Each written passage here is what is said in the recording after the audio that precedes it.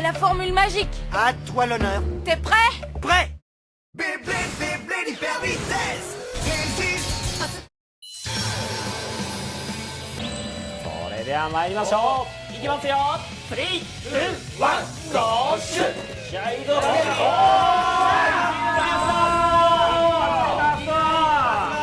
すごい攻撃力だ。いいシュートが入った。Et dis ma lumière, allume-toi car aujourd'hui on va faire la lumière sur les toupies Beyblade. Bon on est d'accord, le sujet il paraît voilà. Sur ma deuxième chaîne, je suis actuellement en train de préparer une vidéo sur le pourquoi du comment. Les œuvres de mon enfance ont été récemment souillées. Pokémon, foot de rue, Yu-Gi-Oh! Et Beyblade. Non, pas du tout, je dis pas ça parce que ce personnage là il y est plus, non pas du tout. Mais il me ressemble vachement, non? Vous trouvez pas? Et pour te prouver que le sujet il est super intéressant, on va passer directement à la rubrique truc de fou. Mais c'est un truc de fou? Oui, ça c'est un truc de fou. 3, 2, 1, hyper dangereux. Tu trouves ça ridicule, non, quand les joueurs ils font... Let it rip. Hyper vitesse. Si on dit ça, c'est parce que les toupies Beyblade elles tournent vite. Mais est-ce que vous êtes au courant que les toupies Beyblade peuvent aller à une vitesse de psychopathe? Tu prends une moto et tu prends une voiture, tu les fais aller à 200 km/h. Les roues d'une moto lancées à cette vitesse font 3000 tours par minute. Et une voiture 6000 tours par minute parce qu'en fait elle a des plus petites roues. Et une Beyblade lancée à fond par un adulte de corpulence moyenne peut aller jusqu'à 5-6 000 tours par minute. Mais c'est un truc de... Non, c'est pas un truc de fou ça. Non, ça c'est rien ça. Car il existe des lanceurs manuels toujours capables d'aller jusqu'à 9000, voire même des fois 10 000 tours par minute. Lancés par un adulte. Ah ouais, ça c'est un truc de fou. Non, ça c'est pas un truc de fou parce que ça reste dans la légalité du jeu. Mais il existe des lanceurs fabrication maison avec de la ficelle. Enfin, je vais pas vous dire comment faire parce que je pense qu'on trouve ça facilement sur internet. Capables d'aller à une vitesse. D'écoutez-moi bien. 25 putains de 1000 tours par minute lancés par un humain à taille moyenne. C'est un truc de fou. Le mec il est obligé d'utiliser des lunettes et des gants. C'est là que hyper vitesse ça prend tout son sens, tu vois. Ce qui veut dire que la toupie fait environ 416 tours en 1 seconde sur elle-même. C'est-à-dire que là, 1 seconde, elle a fait 416 tours. 416 tours. Je sais pas si vous vous rendez compte la vitesse du truc. Imagine tu mets un cutter sur la toupie, ça devient super dangereux. Oh putain, il y a un mec qui l'a fait. Ou je sais pas, heureusement qu'on n'enflamme pas une toupie, tu vois. Il a encore fait.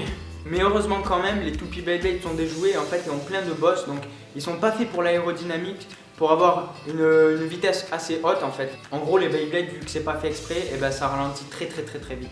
Sauf que devinez quoi, ce mec a fabriqué ses propres toupies Beyblade exprès pour aller à de telles vitesses. Les chocs peuvent éjecter une toupie jusqu'à 100 km/h. Pour te faire un ordre d'idée, un stadium de toupies pour des Beyblade d'enfants, c'est ça. Et il faudrait, pour ces vitesses, avoir un stadium qui fait 3 mètres. Ça c'est un truc de fou. Bah j'aimerais bien moi. J'aimerais bien qu'il y ait des arènes de 3 mètres avec des toupies qui aillent super vite. Sauf que Beyblade c'est fait pour un usage d'enfant. Gagner sans lanceur. Après ce que je viens de te dire, tu dois te dire qu'il faut juste avoir le meilleur lanceur et la meilleure toupie pour gagner. Mais pas du tout, parce que Beyblade, malgré ce qu'on peut penser, c'est un jeu stratégique. D'abord ce que je vais faire, c'est que je vais te montrer ces images. Infants. What? He used his hand. Huh? He's making fun of us.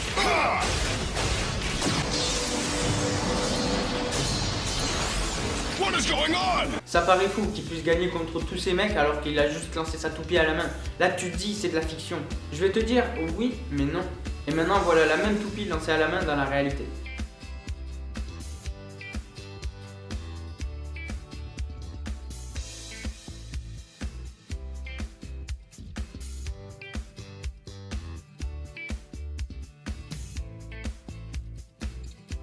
Rotation inversée. Quand je vous dis qu'il y a des stratégies dans ce jeu, je rigole pas. Je vous présente Eldrago, la toupie du méchant dans Beyblade. Dracolite!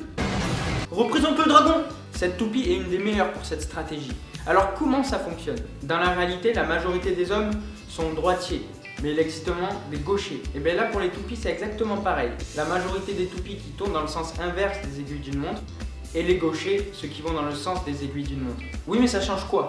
Mais à l'issue d'un combat Beyblade, ça change tout. Si on prend deux toupies qui tournent dans le même sens, là, vous me suivez, et lorsqu'elles vont s'entrechoquer, boum, ça va ralentir leur vitesse de rotation pour transformer ça en choc. Alors que deux toupies qui tournent pas dans le même sens, là voilà, regardez, elles sont pas dans le même sens, la toupie qui va le plus vite va donner son énergie à celle qui va moins vite. Let's go. En gros, une toupie lancée pas très fort à la vitesse inverse de l'autre toupie a de fortes chances de gagner ou alors d'avoir égalité. Donc il faut pas l'envoyer fort parce que sinon on va donner notre énergie à l'adversaire. Wow, mais c'est un truc de fou! Une rotation infinie. Vous connaissez peut-être cette toupie qui est en lévitation. Une toupie ralentie, c'est à cause de ces trois facteurs. Par exemple, la Terre, vu qu'elle est dans l'espace, il n'y a aucun frottement pour la ralentir et elle continuera toujours de tourner.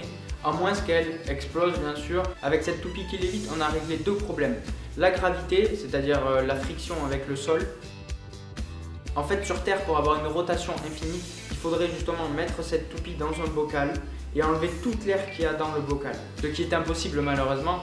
Et puis apparemment, le système d'aimantation n'est pas très stable pour la tenir en lévitation.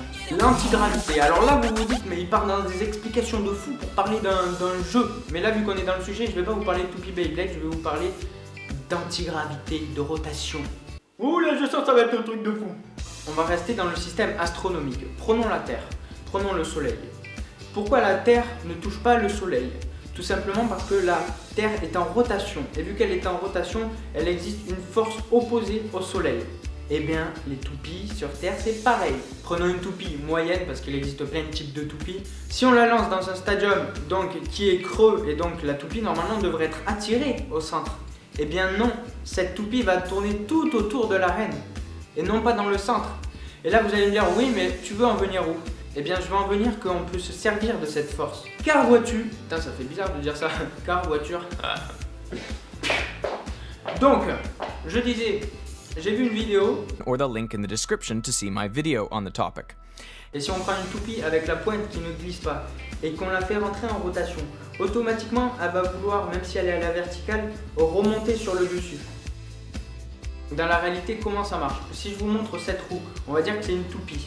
Je tiens à préciser que le manche et le bout sont extrêmement lourds et que cet homme ne peut pas arriver à le soulever à une main. Comme on peut le voir, cet homme galère vraiment à tenir cette chose droite. Mais la roue qui est au bout, dès qu'on la fait rentrer en rotation avec une perceuse, elle va effectuer une force contre le bas qui va vouloir faire remonter la toupie, donc la roue, vers le haut. Et donc cet homme, regardez, arrive à tenir la barre alors qu'avant il n'y arrivait pas. Mais tu vas sûrement me poser la question, pourquoi la roue elle va pas tout en haut alors? La réponse est très simple. Alors vu que la roue est super lourde, il faut aller la faire aller aussi vite que son poids propre. Enfin il y a des calculs mathématiques à faire. En gros il faut la faire tourner encore plus vite. Donc repassons au toupie Beyblade. Alors je vais faire un comparatif avec le jeu Pokémon. Si vous n'avez pas joué à Pokémon, sachez qu'il existe plein de créatures en fait qu'on fait s'affronter et chaque créature a ses attributs différents. Par exemple, on envoie Salamèche et bien l'autre adversaire va envoyer Carapuce. C'est normal, l'eau éteint le feu.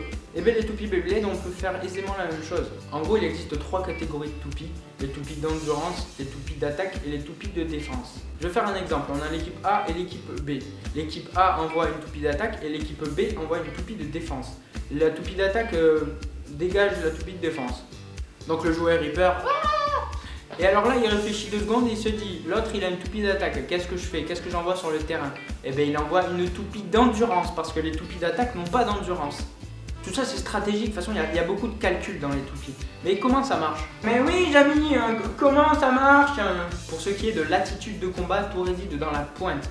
Par exemple on prend une toupie qui a une pointe fine, elle sera plus stable, elle durera plus longtemps et elle ne bougera pas trop. Pas, même quasiment pas du tout.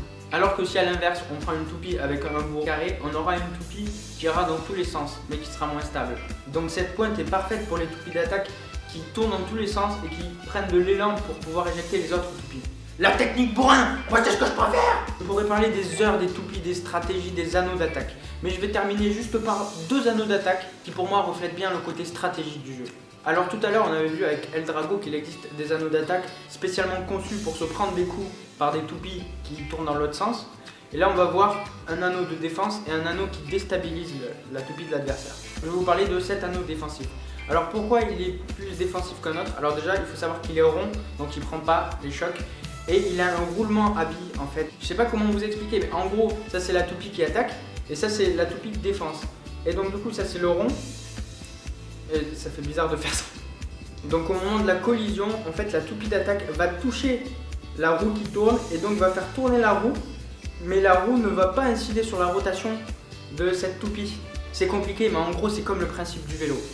Et là, je vais terminer sur un dernier anneau d'attaque, c'est mon préféré. C'est l'anneau de déstabilisation. Donc cet anneau de déstabilisation, comment ça marche? Là, on a encore un anneau d'attaque, donc boum boum, il veut frapper. Et là, on a un anneau de déstabilisation. Donc vous avez vu la différence. Celui-là est à l'horizontale et celui-là est à la diagonale.